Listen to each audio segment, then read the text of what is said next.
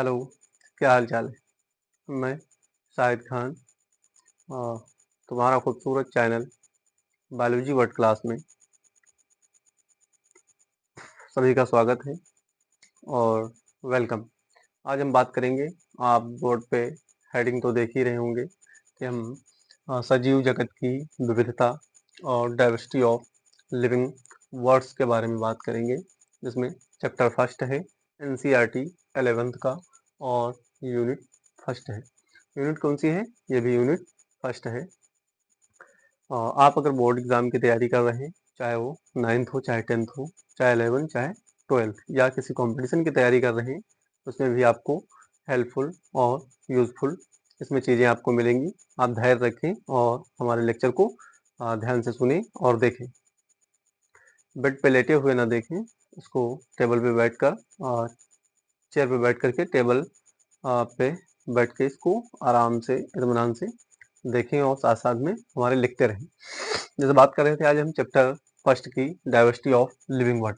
संसार में सबसे पहला पॉइंट हम लिखते हैं, संसार में अनेक प्रकार के जीव, यानी या लिख दें यहाँ पे असंख्य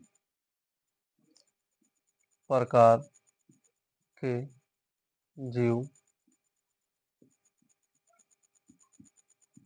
पाए जाते हैं, जिसमें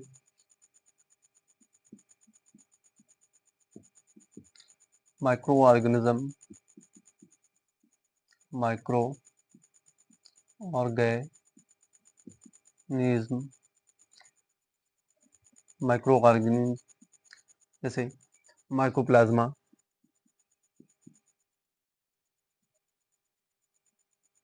माइकोप्लाज्मा से लेकर विशाल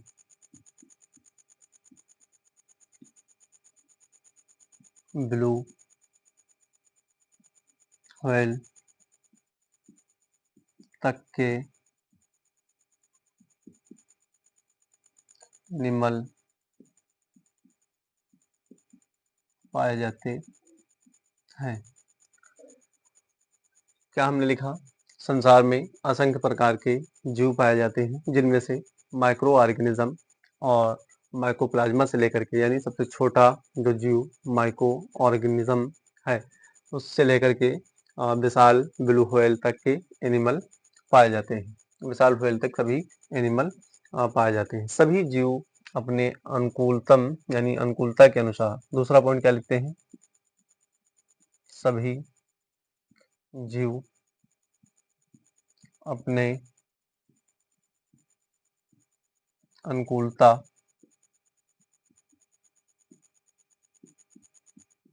के अनुसार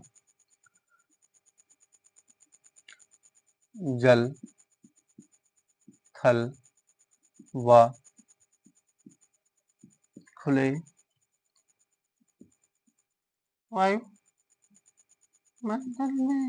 वायुमंडल में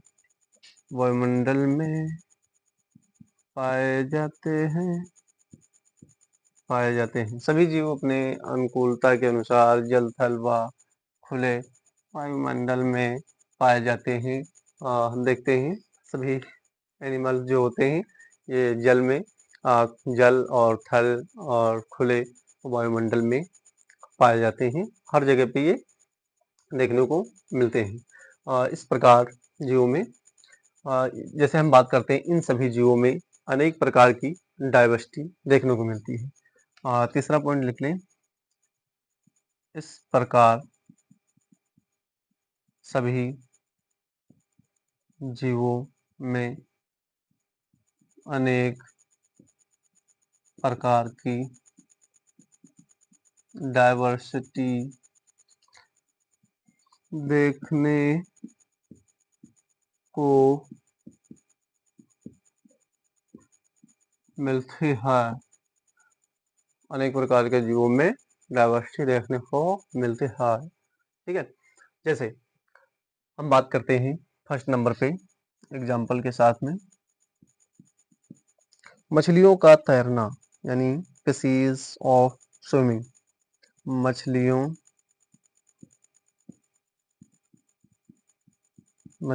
का तैरना, मछलियों का तैरना और पक्षियों का पक्षियों का उड़ना, मनुष्यों का यानी ह्यूमंस का मनुष्यों का मनुष्यों का चलना, लोकोमोशन ऑफ ह्यूमन।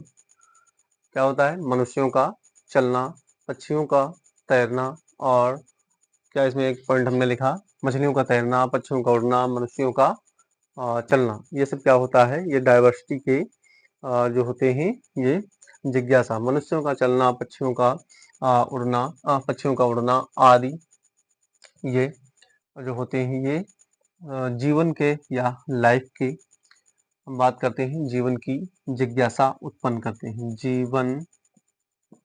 जीवन की जिज्ञासा जिज्ञासा उत्पन्न करते हैं। ठीक है, जैसे बात करते हैं संसार में असंख्य जीव पाए जाते हैं और जब तक मार्कर का कैप न गिरे तब तक लेक्चर कंप्लीट नहीं होता है। तो हम बात कर रहे थे यहाँ पे संसार में असंख्य प्रकार के जीव पाए जाते हैं, जिसमें से माइक्रो ऑर्गेनिज्म या माइक्रोप्लाज्मा से लेकर के विशाल व्हेल तक के एनिमल पाए जाते हैं। ठीक है, फर्स्ट पॉइंट हमने वॉल पर लिया। फिर दूसरे पॉइंट की बात करते हैं। सभी जीव अपनी अनुकूलता के अनुसार जल, थल व खुले वायुमंडल में पाए जाते हैं, खुले वायुमंडल में पाए जाते हैं। इन सभी जीवों में अनेक प्रकार की डाइवर्सिटी देखने को मिलती है, जैसे मछलियों का तैरना, पक्षियों का उड़ना, मनुष्यों का चलना, जीवन की जिज्ञासा उत्पन्न करते हैं। इसका स्क्रीनशॉट ले लें और फिर आगे हम थोड़ा बढ़ते हैं और जल्दी करें। 1 2 3 मिटा दें।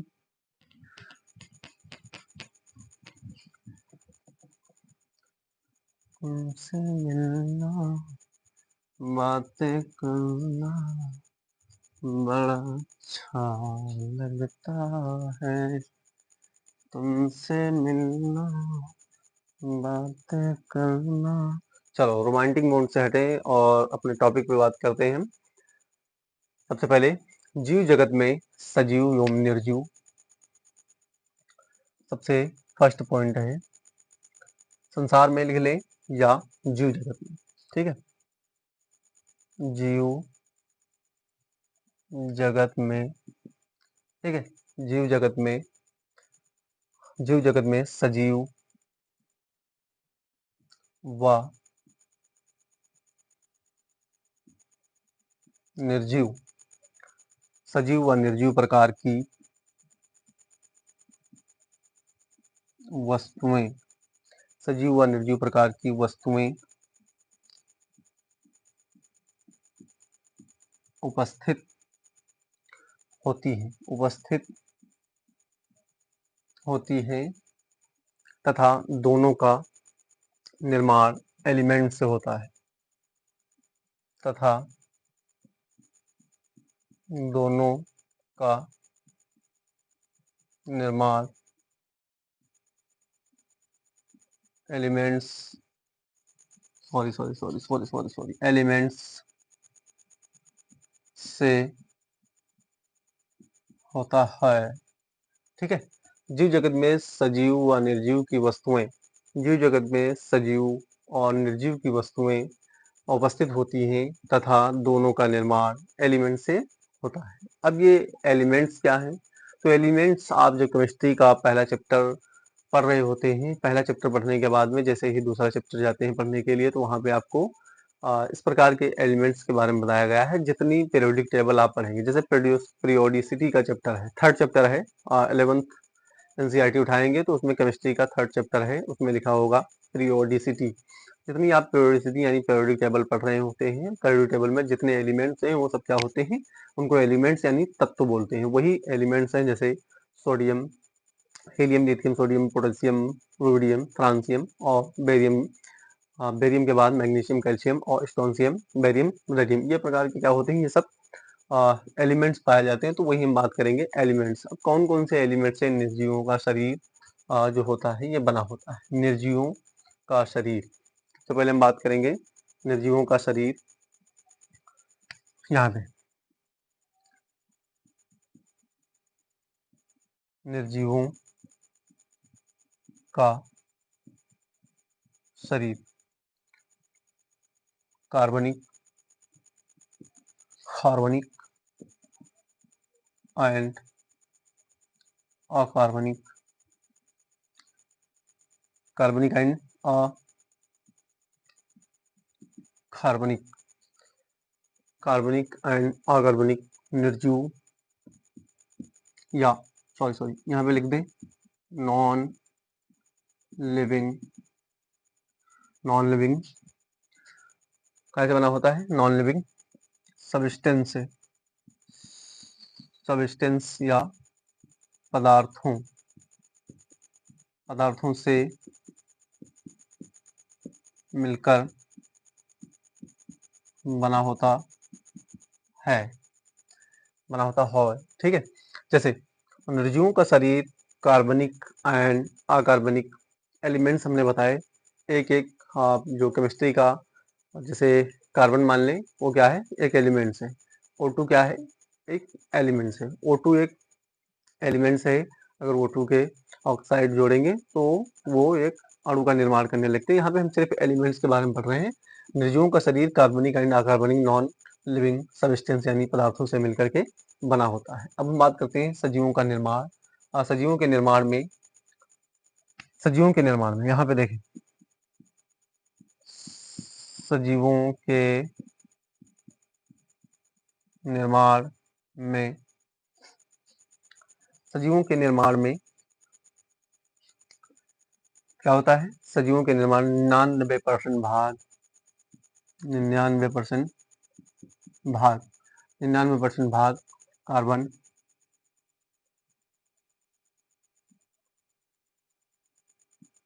99% भाग, 99% भाग कार्बन, हाइड्रोजन, 99% भाग कार्बन, हाइड्रोजन और O2 ऑक्सीजन, ऑक्सीजन। और फिर इसके बाद में, ऑक्सीजन के बाद में आता है तथा, यहाँ पे लिख दें और N2, N2 मतलब नाइट्रोजन। क्या होता है?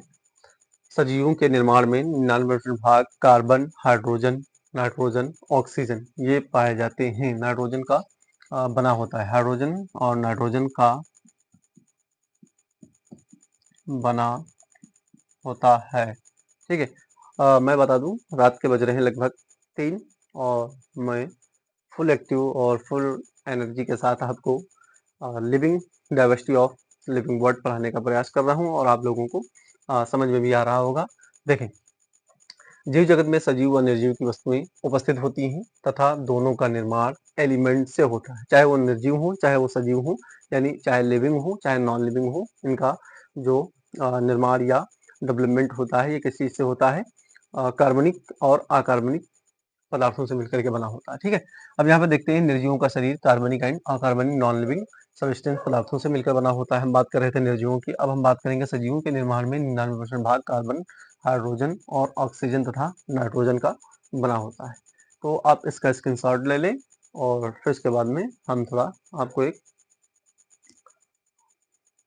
सॉन्ग स्टार्ट करते हैं। तुमसे मिलना, बातें करना बड़ा अच्छा लगता है। आप इसका स्क्रीनशॉट ले चुके होंगे और अब गाना तो कंप्लीट हो चुका है, हमको इस गाने पे अवार्ड भी मिल चुका है। तो आइए अब हम देखते हैं।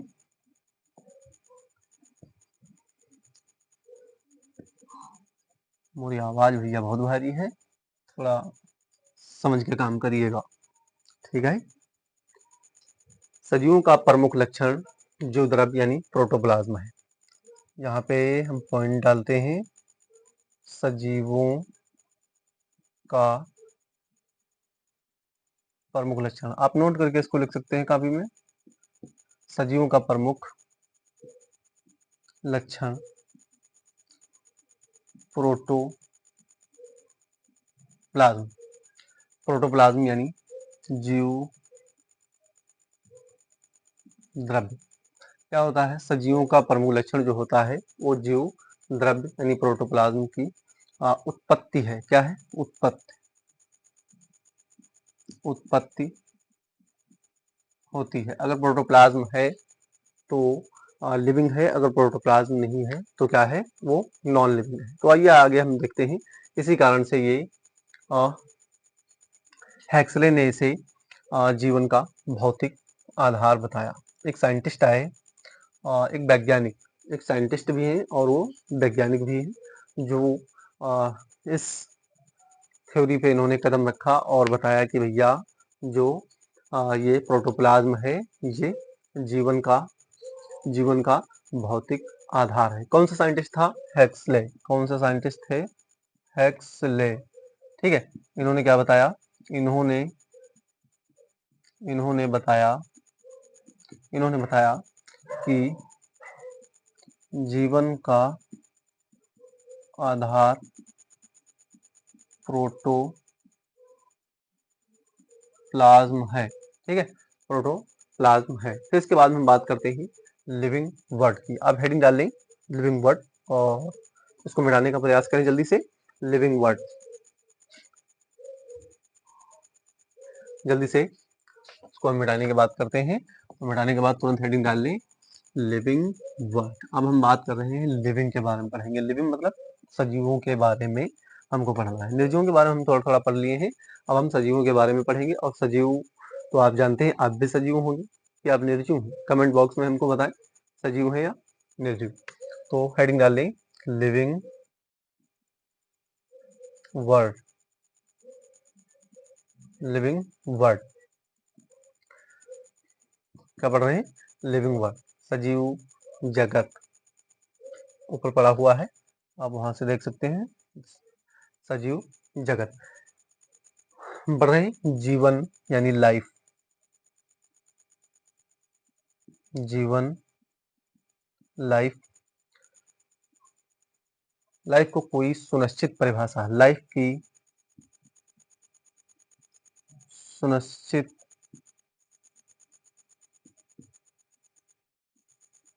परिभाषा, लाइफ की कोई सुनिश्चित परिभाषा नहीं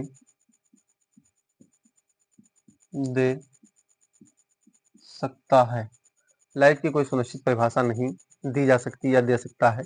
अब्स्ट्रक्शन है। क्या है, अब्स्ट्रक्शन। अब्स्ट्रक्शन का मतलब, अब्स्ट्रक्शन का मतलब होता है अमूर्त। क्या होता है अब्स्ट्रक्शन का मतलब, अमूर्त।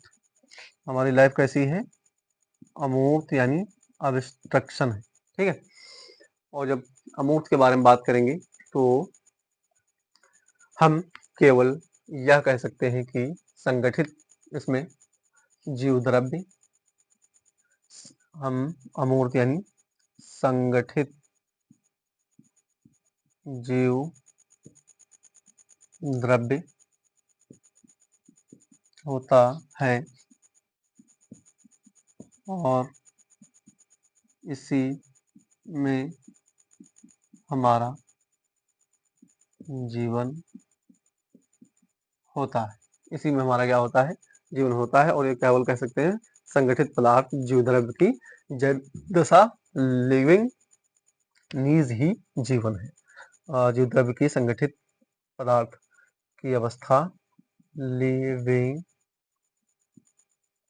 नीज जीवन, लिविंग जीवन कहा जा सकता है, कहा जा सकता है।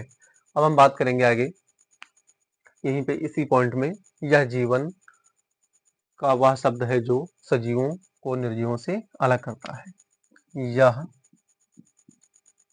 जीवों या सजीवों का वह शब्द है जो सजीवों को निर्जीवों से अलग करता है। पढ़ते रहें, ध्यान से पढ़ें और एक-एक लाइन इसमें की नोट करें। अगर आप हमारे गानों पे ध्यान दे रहे हैं तो आप बहुत बड़े मूर्ख हैं।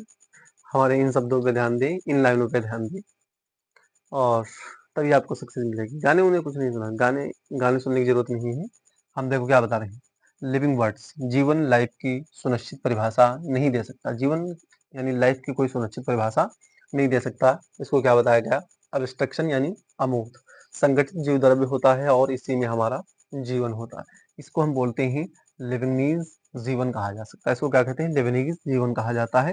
या जीवों का वह शब्द है जो सजीवों को निर्जीवों से डिफरेंट करता है, अलग करता है, उनकी अलग पहचान बनाता है कि सजीव क्या है, निर्जीव क्या है। निर्जीव वो चीज होती है जिसमें जान नहीं होती। बहुत बेसिक, एकदम बेसिक से पढ़े आज। फिर उसके बाद में हम थोड़ा थोड़ा डेप्थ में जाएंगे। निर्जीवों को बोलते हैं जिसमें जान नहीं पाई जाती है और सजीवों को बोलते हैं जिसमें जान पाई जाती है। इंग्लिश में बोले तो लिविंग एंड नॉन लिविंग। आप इसको नोट करें, जल्दी से स्क्रीनशॉट लें, फिर हम थोड़ा आगे बढ़ते हैं जल्दी के साथ।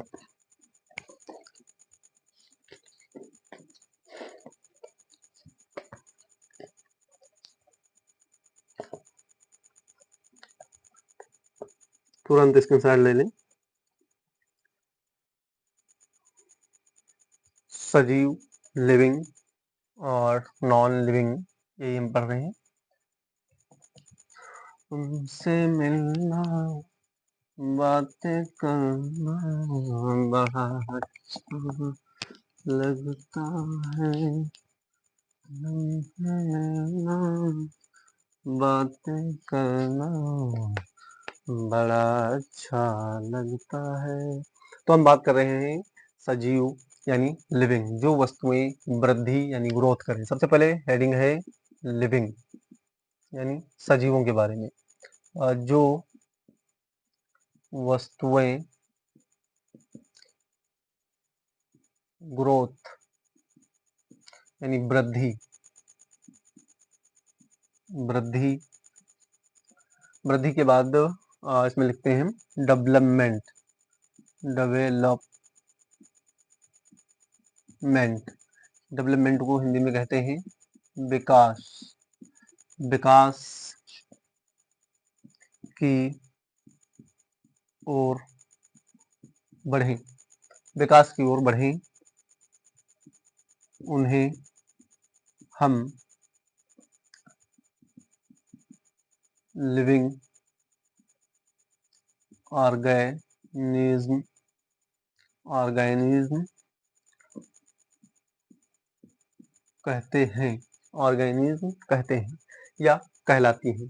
जो वृद्धि और विकास की तरफ बढ़ जाए, डेवलपमेंट और ग्रोथ की तरफ बढ़े, उसे हम क्या कहते हैं, उसे हम कहते हैं लिविंग ऑर्गेनिज्म या लिविंग वस्तुएं होती हैं, वही विकास कर सकती हैं या डेवलपमेंट कर सकती हैं। अब हम बात करते हैं सजीवों के लक्षण। तो हेडिंग डाल लें सजीवों के लक्षण। सजीवों के लक्षण या करेक्टर, ठीक है। Living, characteristic of living.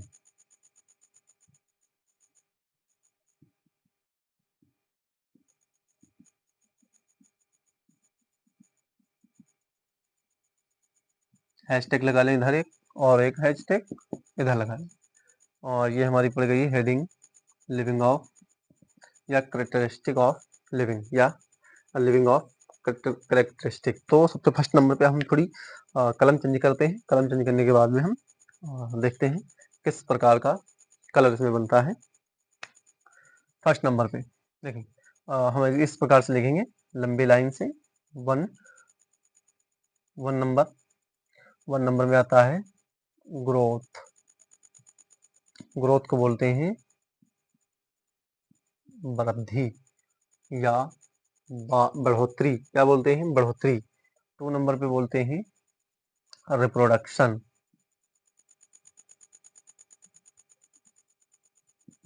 Reproduction को बोलते हैं जनन। और फिर थर्ड नंबर पे बोलते हैं इसको, थर्ड नंबर पे क्या बोलते हैं, मेटाबॉलिज्म। मेटाबॉलिज्म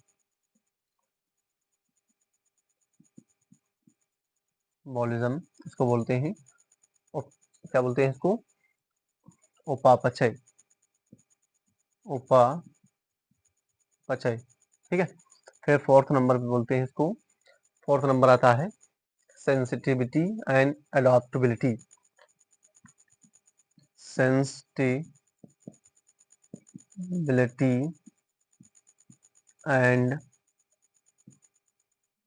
अडॉप्टेबिलिटी, और इसको हिंदी में कहते हैं संवेदनशीलता और अनुकूलनशीलता, संवेदनशीलता, इसको हिंदी में कहते हैं संवेदनशीलता और अनुकूलनशीलता, संवेदनशीलता और अनुकूलनशीलता। फिर इसके बाद में आता है 7 नंबर पे, 7 नंबर यहीं पे लिख देते हैं, यहाँ पे हम लिखते हैं 7 number other biological process, other biological process, ठीक है। अदर बायोलॉजिकल प्रोसेस में 3-4 प्रकार हमको पढ़ने होते हैं, जैसे यहाँ पे लिख देते हैं 1 नंबर पे फर्स्ट पॉइंट है न्यूट्रिशन, न्यूट्रिशन मतलब पोषण। दूसरे नंबर पे आता है न्यूट्रिशन के बाद फिर इसके बाद आता है रेस्पायरेशन, रेस्पायरेशन, रेस्पायरेशन मतलब श्वसन। और फिर उसके बाद में थर्ड नंबर पे आता है एक्सक्रेशन, क्या आता है एक्सक्रेशन, ठीक है।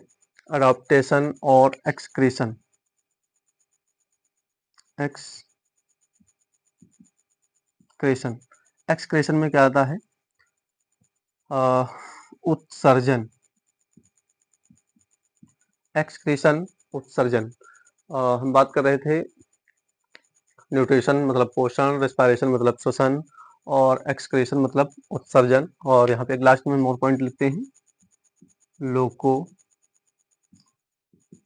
मोशन, लोकोमोशन में बोलते हैं इसको बोला जाता है गमन, क्या बोलते हैं गमन बोलते हैं।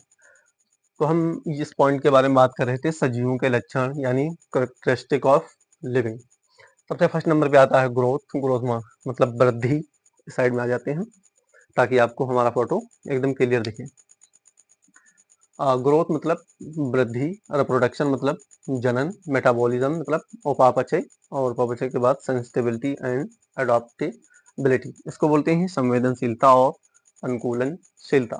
फिर इसके बाद 7 नंबर पे आता है अदर बायोलॉजिकल प्रोसेस, इसमें आते हैं 4 पॉइंट्स। फर्स्ट पॉइंट को बोलते हैं न्यूट्रिशन मतलब पोषण, और यहाँ पे रेस्पायरेशन मतलब श्वसन, और फिर इसके बाद में एक्सक्रीशन मतलब उत्सर्जन, और लोकोमोशन मतलब गमन। हम आपको यहीं पे याद करवाएंगे, ये होमवर्क नहीं है, कुछ याद करने वाली जरूरत नहीं है, आप यहीं पे याद करें और समझ के थोड़ा धैर्य रख के पढ़ें। आगे चलते हैं, इसका स्क्रीनशॉट लें जल्दी से फटाक से, फिर उसके बाद में हम इनके बात करते हैं different between living and non living. थोड़ा इस साइड में आ जाते हैं ताकि आपको स्क्रीनशॉट लेने में आसानी हो। फिर उसके बाद में हम एक एक को इनको डिस्कस करेंगे, क्या सिस्टम है, क्या सिस्टम इनके नहीं है। अभी हम पहले different between living and non living पढ़ लें, या इसको हम एक एक करके डिफाइन कर लें। तो हम सोच रहे हैं ऐसा करें, एक एक करके इसको हम फाइनल कर लेते हैं। सबसे पहले ग्रोथ, ग्रोथ के बाद रिप्रोडक्शन, रिप्रोडक्शन के बाद मेटाबॉलिज्म, और मेटाबॉलिज्म के बाद में सेंसिटिविटी एंड अडॉप्टेबिलिटी, और फिर उसके बाद में 7 नंबर पे आता है अदर बायोलॉजिकल प्रोसेस। ये हम पढ़ लेते हैं, फिर उसके बाद में हम पढ़ेंगे लिविंग एंड नॉन लिविंग में डिफरेंट डिफरेंट क्या क्या है लिविंग एंड नॉन लिविंग में। जल्दी से स्क्रीनशॉट ले लें इसका, और हेडिंग डाल लें वहाँ पे ग्रोथ।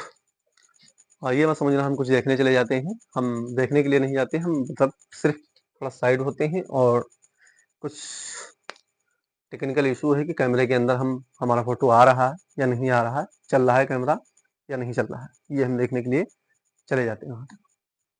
हाँ ठीक है, कुछ छोड़ तो नहीं रहा है, ये साइड भी मिल रही, ये साइड भी मिल रही, ये साइड भी मिल रही, ये साइड भी मिल रही, आपको सब कुछ दिख रहा है बराबर, कन्फर्म।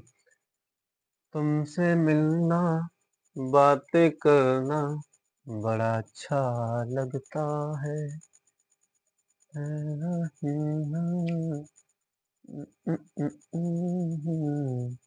जल्दी से हेडिंग डाल लें, ग्रोथ।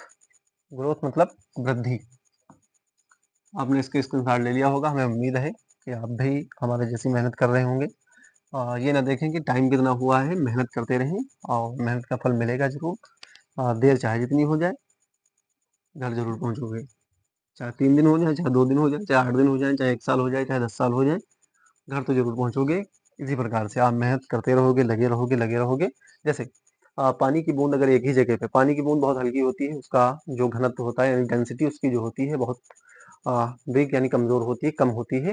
वो क्या करती है, एक बूँद अगर किसी नल से या टंकी से लगातार एक ही जगह पे गिरता रहे, एक ही जगह पे गिरता रहे, तो पत्थर में सुराख कर देता है। समझ रहे हैं?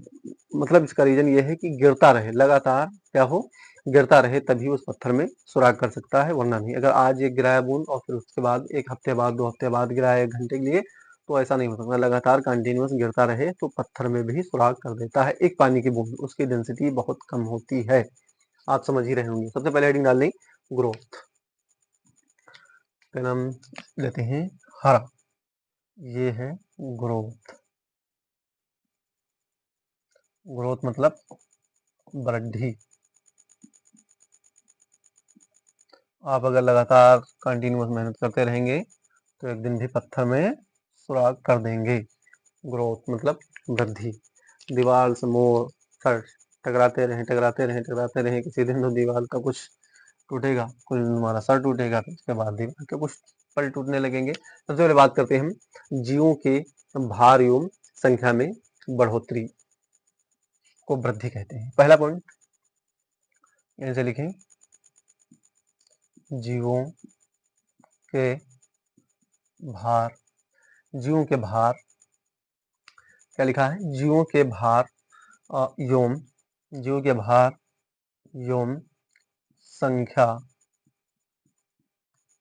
संख्या में बढ़ोतरी बढ़ोतरी को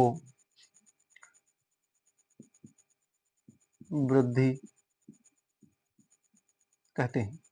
दूसरा पॉइंट है इसका, मल्टी सेलुलर ऑर्गेनाइजेशन या multi cellular organism. Multi cellular organism. Multi cellular organism cell division cell cell division से ग्रोथ करते हैं। सेल डिवीजन द्वारा ग्रोथ करते हैं। किस प्रकार से, अभी हम बताएंगे। फिर तीसरा पॉइंट है पौधों में वृद्धि, यानी पौधों में या प्लांट में लिख लें, यहाँ पे प्लांट्स, या ऐसा लिख लें पादपों में वृद्धि जीवन प्रयत्न चलती चलती रहती है। चलती रहती है, जब तक उसका जीवन रहेगा तब तक उसकी वृद्धि चलती रहेगी। और जंतुओं में निश्चित आयु तक ग्रोथ होती है। जंतुओं में निश्चित आयु तक ग्रोथ या वृद्धि होती है। निश्चित आयु तक ग्रोथ या वृद्धि होती है। जंतुओं के कुछ शारीरिक भागों में, जैसे नेल्स, जंतुओं के कुछ शरीर के पार्ट्स जीवन प्रयत्न वृद्धि करते रहते हैं। एग्जाम्पल के लिए नेल्स और हेयर। ये क्या होता है, ये इनकी जो डेड सेल्स होती हैं ये ग्रोथ करती रहती हैं और ये जीवन पर्यंत प्रोसेस चलती रहती है। तो इसके कंप्लीट एक और इसमें जो है नंबरिंग पढ़ेंगे हम। वो इतना स्क्रीनशॉट लेने के बाद में जैसे फर्स्ट नंबर पे आता है, जीवों के भार एवं संख्या में बढ़ोतरी को क्या कहते हैं, वृद्धि कहते हैं। Multi cellular organism cell division द्वारा ग्रोथ करते हैं, यानी सेल को डिवीजन करते रहते हैं, सेल को डिवीजन करते रहते हैं और वो एकदम से क्या बन जाती है, एकदम से वो पूरी बॉडी कंप्लीट हो जाती है, उसको बोलते हैं सेल से ग्रोथ करना। फिर उसके बाद में जंतुओं में निश्चित आयु तक ग्रोथ होती है। जंतुओं में क्या होता है, प्लांट में जीवन पर्यटन होती है ग्रोथ, जैसे पेड़ पौधे में जो होता है ये जब से लाइफ उनकी स्टार्ट होती है और लाइफ के अंत तक उनकी ग्रोथ होती रहती है। लेकिन एनिमल्स यानी जंतुओं में जो होता है उनमें क्या होता है, उनमें कुछ निश्चित समय तक ही ग्रोथ होती है, लेकिन उसमें कुछ एक जो है एक्सेप्शन है। एक्सेप्शन अगर ना हो तो जूलॉजी कंप्लीट नहीं होती है। एक्सेप्शन का मतलब उसमें कुछ ना कुछ फॉल्ट जरूर होते हैं। तो ये देखें बॉडी के अंदर क्या हो रहा है, सब कुछ एक निश्चित ग्रोथ होती है लेकिन एक अनिश्चित ग्रोथ होती है। जैसे हमारे हाथों के नेल्स यानी नाखून और सर के बाल या बॉडी के कहीं के बाल हों, वो क्या होते हैं, जीवन पर ग्रोथ करते रहते हैं। तो इतना स्क्रीनशॉट ले लें और फिर उसके बाद हम तुरंत स्टार्ट करते हैं इसका 5 पॉइंट्स। जल्दी से ग्रो स्क्रीनशॉट लें। 1 2 3 1 2 3 3 1 2 3 2 1 इसका 5 पॉइंट्स।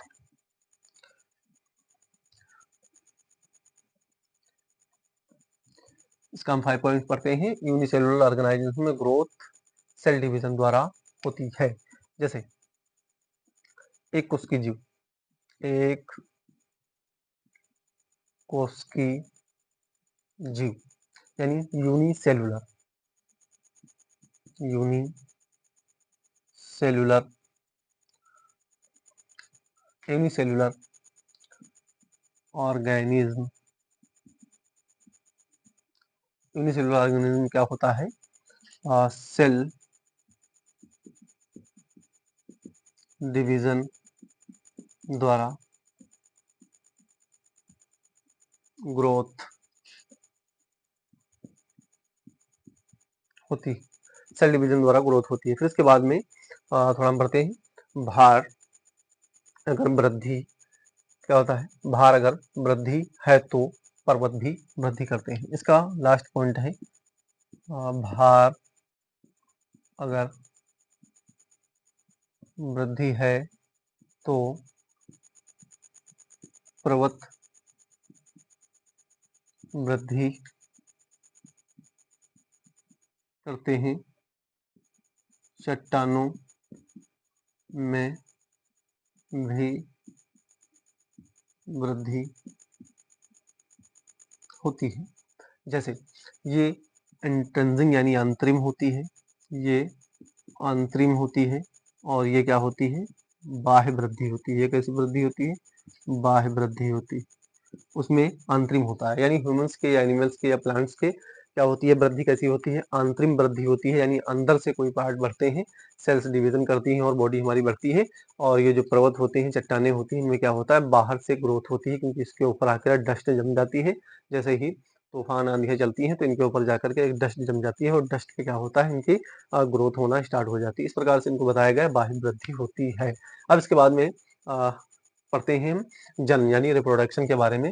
हेडिंग डाल लें आप। इसके बाद दूसरी हेडिंग है रिप्रोडक्शन।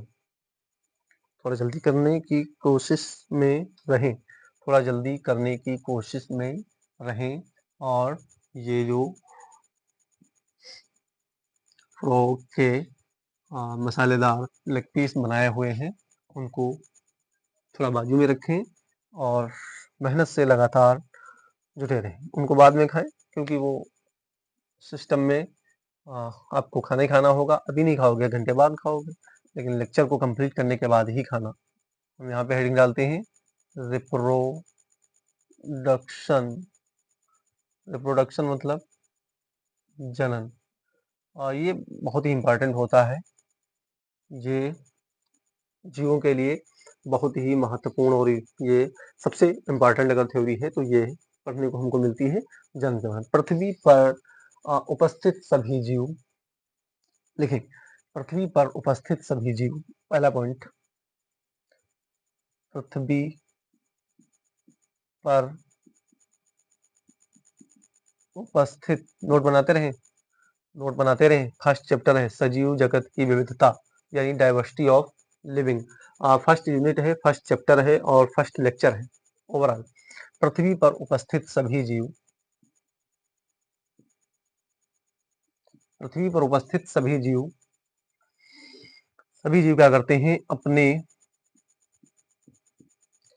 सभी जीव अपने वंश को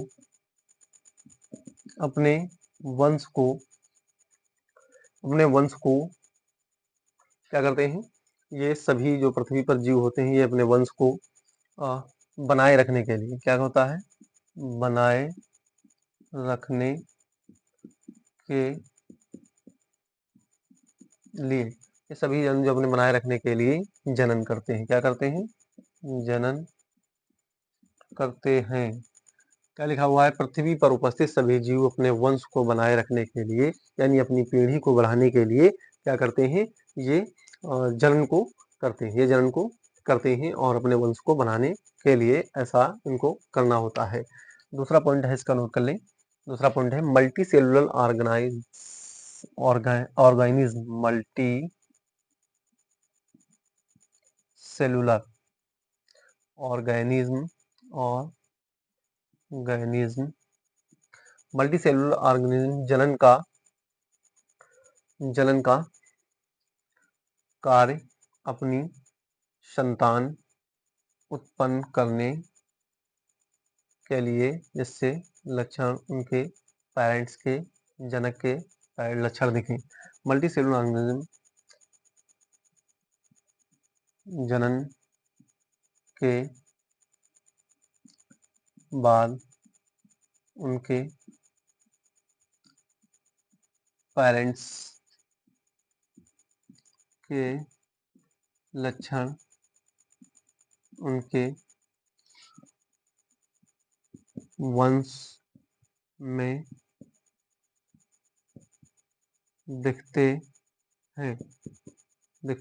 ये इसका फर्स्ट पॉइंट है। जनक में मिलते जुलते हैं, जैसे कोई मल्टी सेलुलर ऑर्गेनिज्म है जो उसके वंश में क्या होता है, उसके पेरेंट्स के यानी वंशज के लक्षण हमको दिखाई देते हैं। जैसे आप अपने आप से पता कर सकते हैं, जब आपके घर में कोई बच्चा जो बर्थ होती है उसकी, तो क्या होता है, कोई बोलता है कि माँ से उसकी नाक मिलती है, कोई बोलता है पापा से नाक मिलती है, कोई बोलता है मामा से नाक मिलती है, तो आँख मिलती है, ये वो मिलता है। तो यही होते हैं, ये अपने पेरेंट्स से जो क्या होता है इनका जो रिलेशन होता है, इसीलिए ये अपनी आप को बचाने के लिए। आगे इसका दूसरा पॉइंट लिख ले। इसका दूसरा पॉइंट मल्टी सेलुलर वाला, इसी में लिखना है जनन कितने प्रकार के होते हैं। तो जनन आप समझ ही रहे होंगे, 3 प्रकार के होते हैं। फोटो तो क्लियर आ रहा है, हमारे कैमरे में फोटो क्लियर आ रहा है, ठीक है। ये साइड भी दिख रही है, वो साइड भी दिख रही है, ऊपर नीचे सब बराबर कंटिन्यूअस है, कोई दिक्कत नहीं, कोई प्रॉब्लम नहीं। जनन 3 प्रकार के होते हैं। इसका तीसरा पॉइंट है रिप्रोडक्शन, टाइप ऑफ रिप्रोडक्शन। यहाँ पे लिखते हैं टाइप ऑफ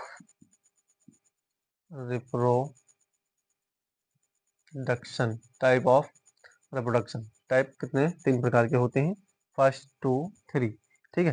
सबसे पहले आता है, इस प्रकार से ना लिखते हुए हम थोड़ा डिफरेंट तरीके से लिखेंगे। यहाँ पे लिखते हैं सेक्सुअल रिप्रोडक्शन। क्या आता है, सेक्सुअल रिप्रोडक्शन। सेक्सुअल रिप्रोडक्शन को बोलते हैं लैंगिक जनन। फिर इसके बाद में दूसरे नंबर पे पॉइंट आता है एसेक्सुअल रिप्रोडक्शन,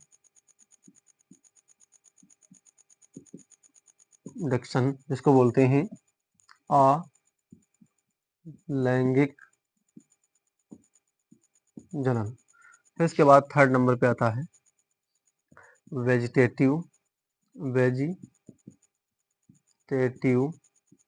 रिप्रोडक्शन। इसको बोलते हैं कायिक जनन। हम जब लैंगिक जनन को पढ़ेंगे 12th की एनसीईआरटी इसका चैप्टर है दूसरा, उसमें हम लैंगिक जनन, अलैंगिक जनन और कायिक जनन यानी ह्यूमंस का रिप्रोडक्शन जब पढ़ेंगे तो उसमें कंप्लीट आपको पढ़ाएंगे।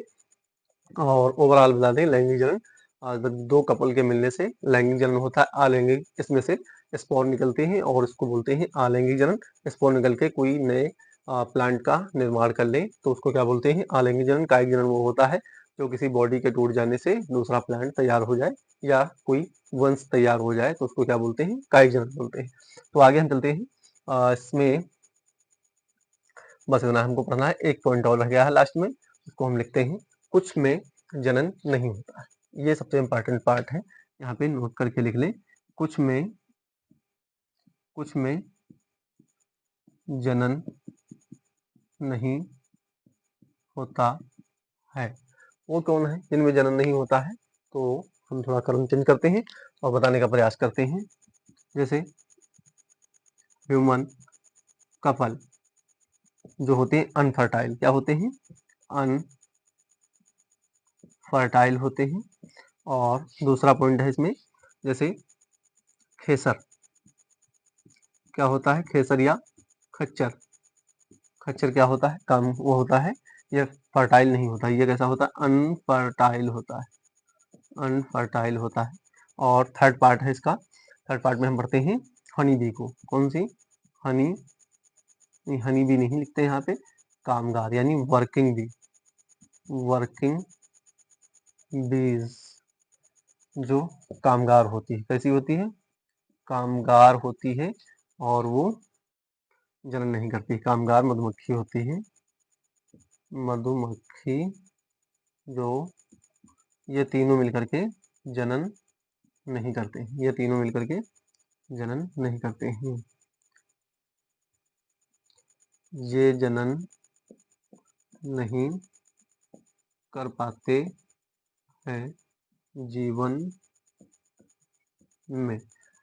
बस हमारा जनन जो है यानी रिप्रोडक्शन कंप्लीट होता है। इसके बाद में थर्ड हेडिंग आप डाल लें मेटाबॉलिज्म या उपापचय। तब तक हम कैमरे में देख लें, पढ़ो सही आ रहा या नहीं आ रहा? ठीक, लिखा नीचे आ रहा है, कामगार मधुमक्खी और वैसे ठीक है, सही है। ये नहीं कर पाते हैं। आपने इसका स्क्रीनशॉट ले लिया होगा, थोड़ा जल्दी करें। थर्ड पॉइंट में हेडिंग डाल लें मेटाबॉलिज्म। क्या है मेटाबॉलिज्म?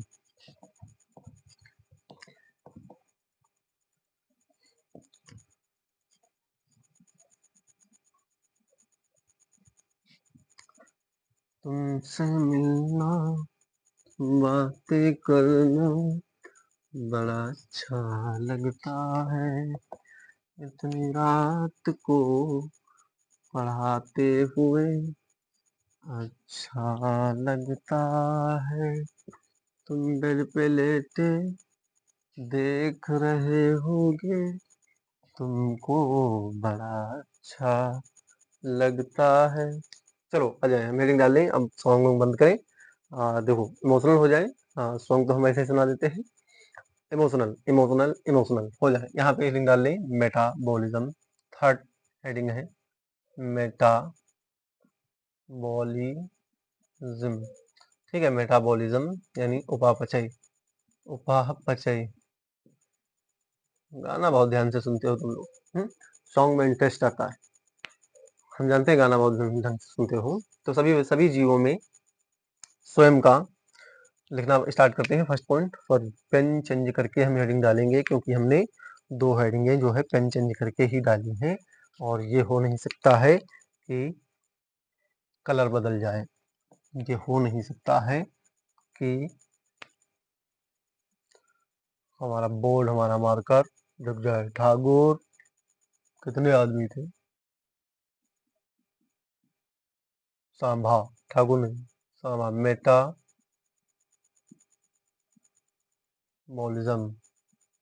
उपापचय, उपापचय। ठीक है, थर्ड नंबर की हेडिंग है उपापचय, मेटाबॉलिज्म। और हम लिखना स्टार्ट करते हैं। सभी जीवों में स्वयं का जीवन चलाने की क्या होती है? चेतना होती है। सभी जीवों में स्वयं का जीवन चलाने की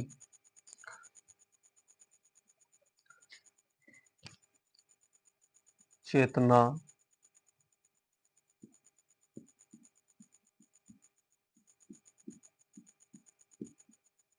होती है। क्या होती है?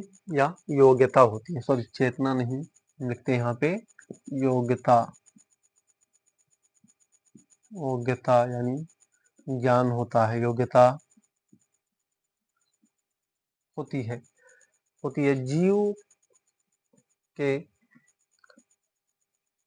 जीव के कारण पोषण के लिए, यानी कि दूसरा पॉइंट यहाँ पे सबसे पहला पॉइंट कौन सा है? सभी जीवों में स्वयं का जीवन चलाने की योग्यता होती है और जीवन, दूसरा पॉइंट है जीवन के भरण पोषण के लिए, जीवन के भरण पोषण के लिए को एनर्जी की आवश्यकता होती है। इनको एनर्जी मतलब पावर की आवश्यकता होती है। क्या होती है? इनको जीवन के भरण पोषण के लिए इनको एनर्जी की आवश्यकता होती है। और एनर्जी मतलब ऊर्जा की आवश्यकता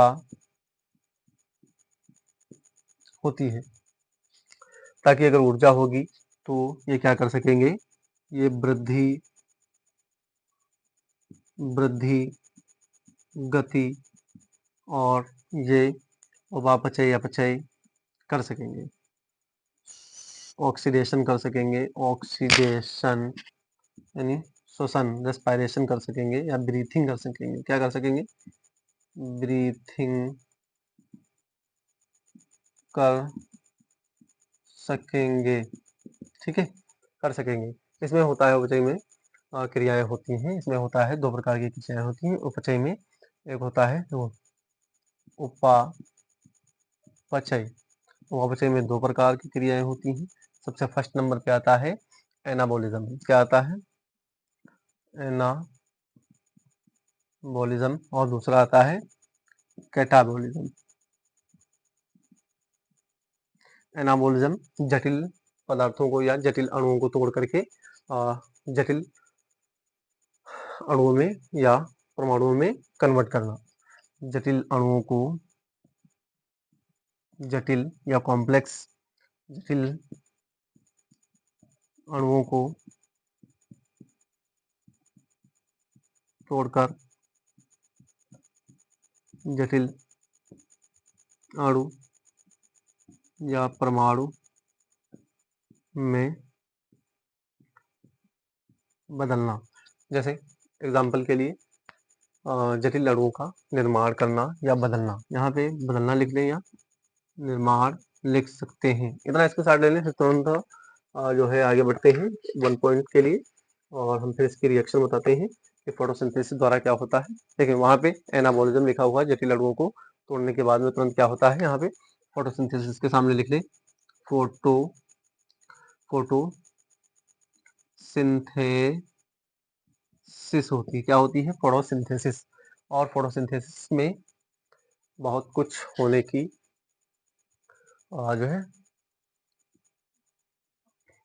प्रोबेबिलिटी होती है। तो इस वाले पॉइंट का आपने स्क्रीनशॉट ले लिया होगा। अब जो है हम थोड़ा आगे बढ़ने का प्रयास करते हैं और देखते रहें।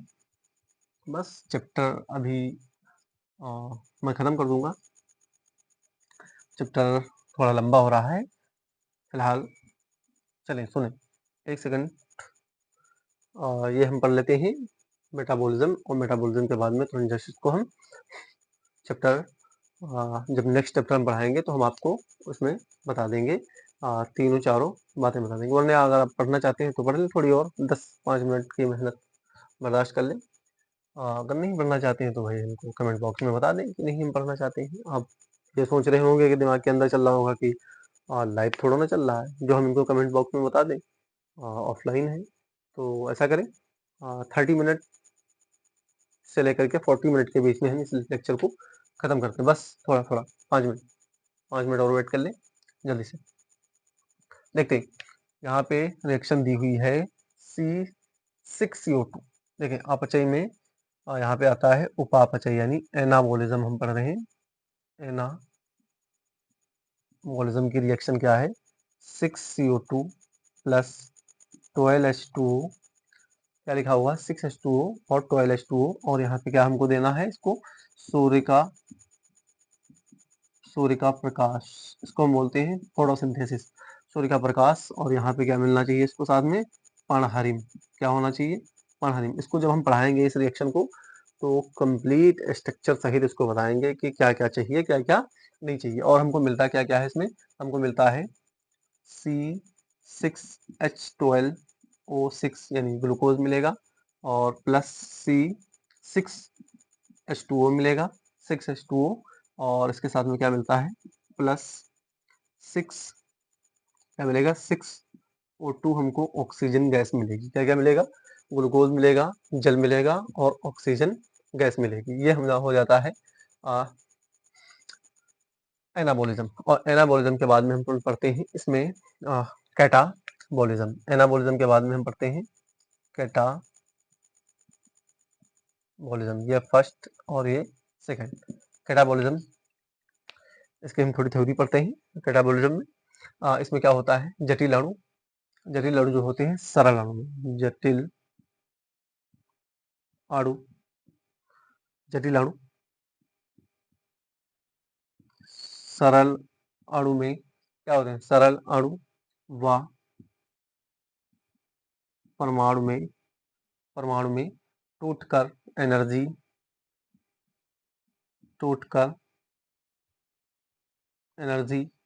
एनर्जी क्या करते हैं, प्रदान करते हैं, एनर्जी प्रदान करते हैं।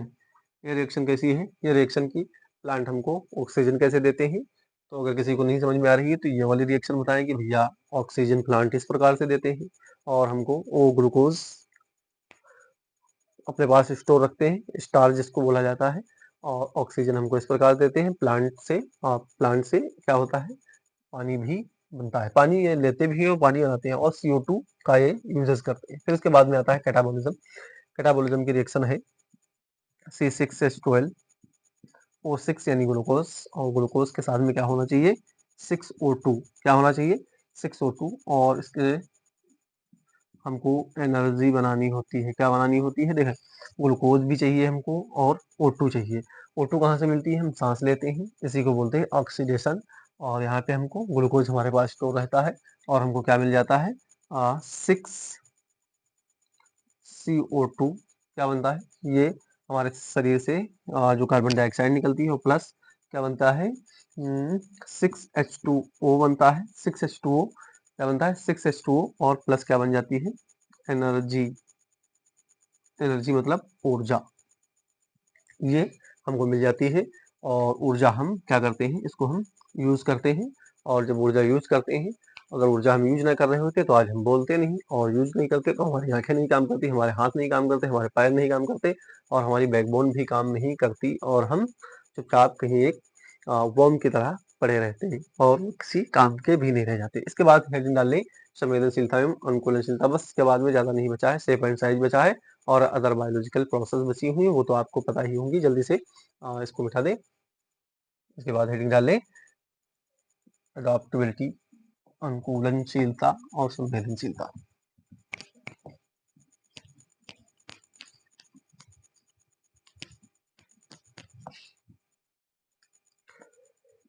हेडिंग डाल लें संवेदनशीलता एवं अनुकूलनशीलता, sensitivity and adaptability. Fourth number पे मानेंगे नहीं, मार्कर वही रखेंगे जो हमने रखा था, गुम हो जाता है। सेंसिटिविटी और अडॉप्टेबिलिटी फोर्थ नंबर पे, सेंसिटिविटी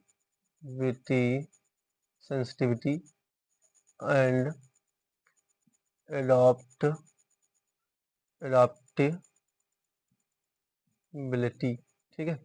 हिंदी इसकी है संवेदनशीलता एंड अनुकूलनशीलता। संवेदनशीलता और अनुकूलनशीलता। संवेदनशीलता एंड अनुकूलनशीलता। इसमें सबसे पहले हम पढ़ते हैं, देखें, सभी जीव अपने चारों तरफ के पर्यावरण, क्या लिखते हैं? सबसे पहला पॉइंट है, सभी जीव अपने चारों तरफ, अपने चारों तरफ के वातावरण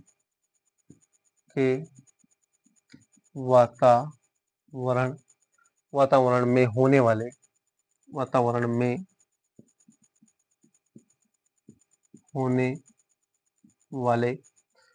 परिवर्तनों का अनुभव कर सकते हैं। होने वाले परिवर्तनों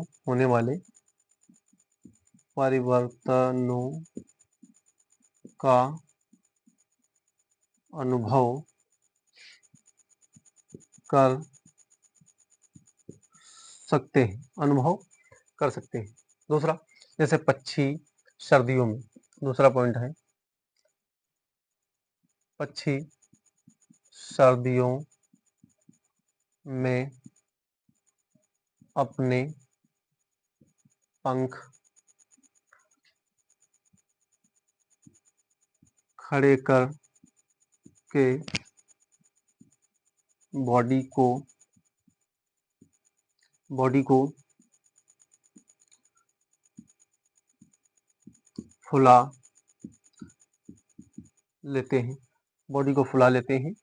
जैसे पक्षियां सर्दियों में अपनी बॉडी को फुला लेते हैं, मानव चेतना कर सकता है। और तीसरा पॉइंट है, मानव चेतना कर सकता है, वह सचेत रहता है मौसम के हिसाब से। और चौथा पॉइंट है, गिरगिट शस्त्र से बचने के लिए अपनी बॉडी का कलर या रंग बदल लेता है, जिससे उसको मारा नहीं जा सकता। कोशिकीय संगठन, सेलुलर ऑर्गेनाइजेशन, कोशिकीय संगठन व सेलुलर ऑर्गेनाइजेशन होता है। सभी जीवों का शरीर सेल से मिलकर बना होता है। अब हम बात करते हैं सेलुलर ऑर्गेनाइजेशन, यानी कि इसके कौन से पॉइंट पे?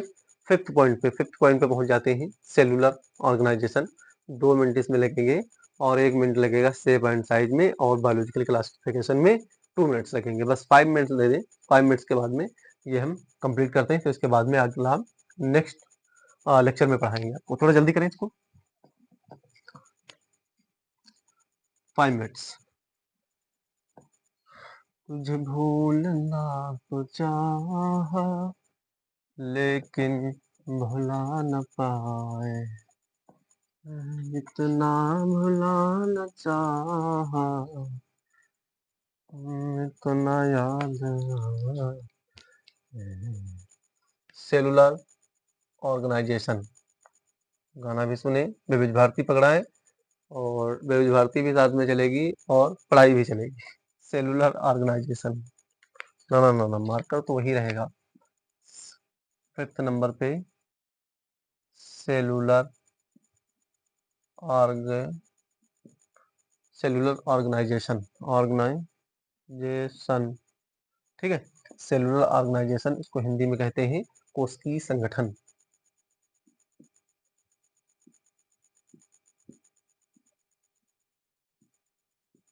कोशिकी संगठन। बस 2 मिनट्स। सेलुलर ऑर्गेनाइजेशन क्या होता है? हमने बताया था एक बार। एक ईंट होती है, ईंट के बाद क्या बनता है? देखिए, मकान बनाने के लिए सबसे पहले क्या इकट्ठा करते हैं? ईंट को लाते हैं। ईंट लाने के बाद में क्या होता है? उसमें दीवार बनाते हैं। दीवार के बाद में कमरा एक बनाते हैं, और वो दीवारें जब जुड़ती हैं तो क्या बन जाता है? कमरा बन जाता है।